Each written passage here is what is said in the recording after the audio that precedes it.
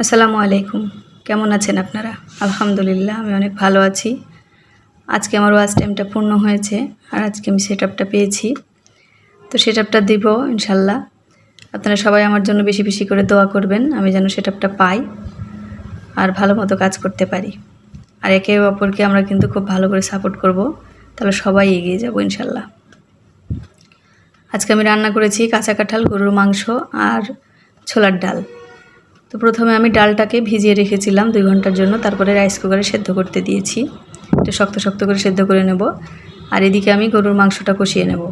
গরুর মাংস কষানোর জন্য যা যা মশলা লাগে আমি সব দিয়ে খুব ভালো করে মশলাটাকে কষিয়ে নিয়েছি। এখন তার মধ্যে দিয়ে দিলাম গরুর মাংস। আর এখানে আমি হাড়যুক্ত মাংস বেশি নিয়েছি আর তেলালা মাংস নিয়েছি, তাহলে কাঁঠালটা মানে স্বাদটা ভালো আসবে এই তেলের জন্য। সেজন্য আমি তেলালা মাংসটাও নিয়েছি এখানে। এখন আমি